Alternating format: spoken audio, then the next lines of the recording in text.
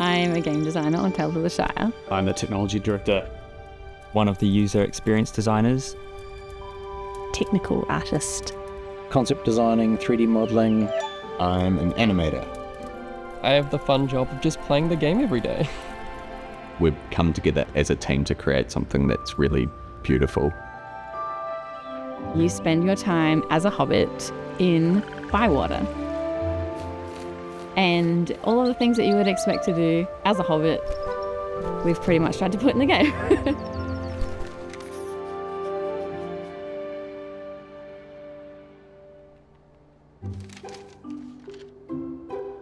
I've been involved since the very beginning of the project, really trying to get the kind of foundations for the game set up and working out how we wanted this to look. The very first image I was looking at was Tolkien's illustration of the Shire, and it was that stepping off point of how to do our world's version of that. The Hobbiton has been seen so much in the films and talked about it. We thought it'd be nice to kind of bring our world to an area that hadn't been explored as much, which was why we ended up at Bywater. Kind of wake up in the Shire, and the first thing you get to do as a player is choose what kind of hobbit you want to be. And then you get to arrive in Bywater in a cart with Gandalf. And I think for anyone who wants to experience life in the Shire, I think that's how they would want to arrive.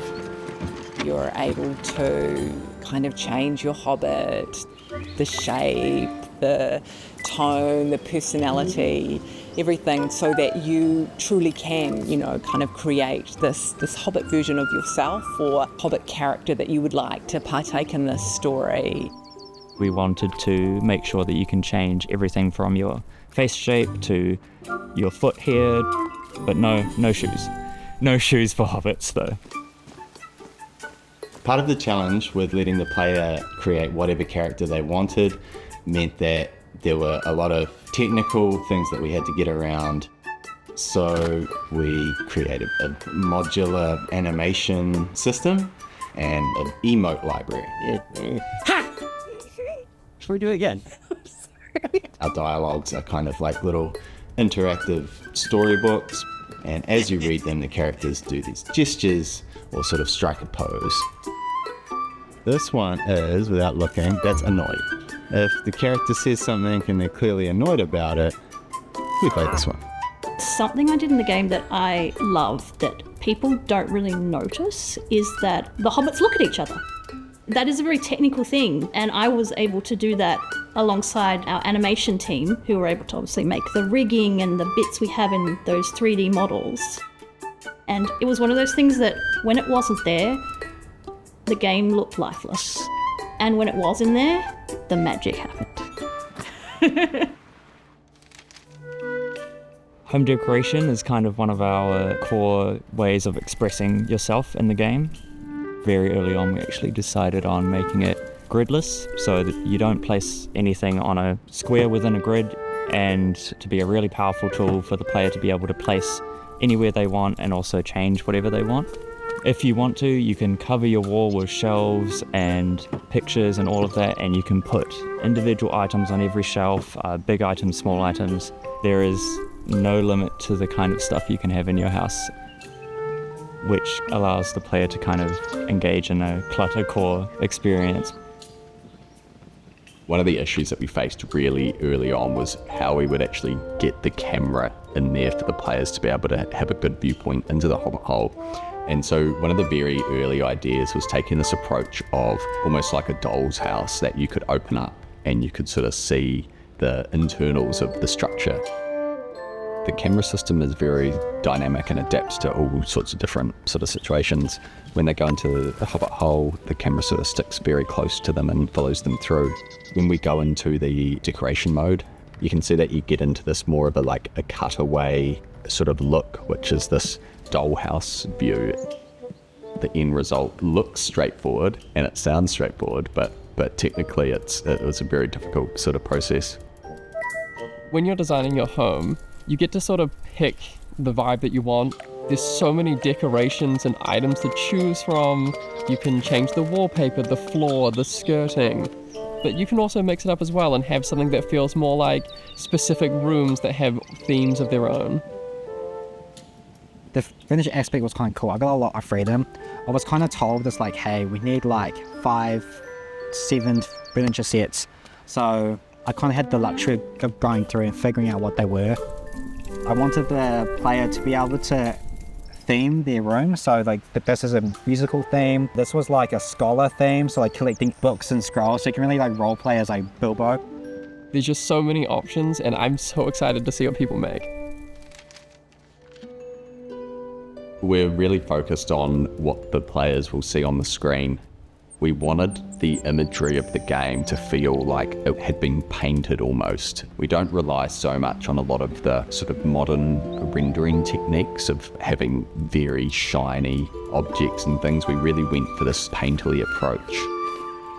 We also have our wind system that all of our terrains and our grass and our trees can all read from, and so that they can all move in unison. And the idea is to create these vistas where even if you're standing still and you're just looking out, there's always this natural movement that comes through. And we get that through things like the wind, but there's also insects and birds, and there's all this just little touches of life that we've been able to scatter throughout. Very early on in the game's development, we knew that we had to start working on what kind of plants we want in the world.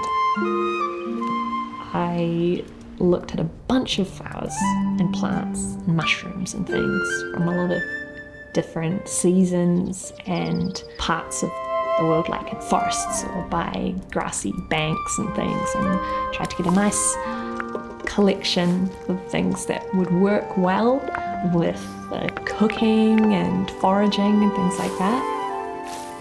Some of them we have to see at lots of different stages of their life while we grow them in the garden. So they start from seedlings and then grow up a little bit, but they're still not ready.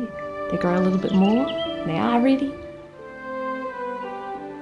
I got to put the pantry together. I got to hang up all the herbs and pile up all the tomatoes and things. So when you put a bunch of asparagus in there, you'll see it physically in your house. The birds are our navigation system in the game. On your map, you can say, I want to go over here.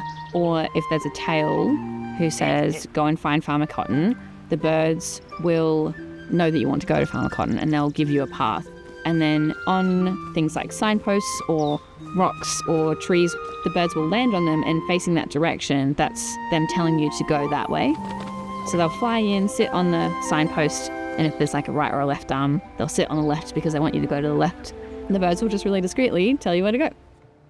I did a lot of the implementation and setting up the bird system so that they knew where they could go and where they could drag the player. So I placed all of these points on this blue grid that the birds can kind of read to know where to go. Yeah. I'm hoping that the players, when they realise what the birds are doing for them, it will sort of embed them further into the world of Bywater and feel like, oh, this game knows that I don't want to be thinking about anything outside of the game itself. It's about, meeting new characters and making new friends, finding different ways to relax, whether it's fishing or tending a garden or decorating a house or just customising your personality and your hobbit. We really hope that people will enjoy it, but also that they'll find a space there to represent themselves and to capture that dream of living a life in the Shire. Just kind of escaping from life out here in the real world.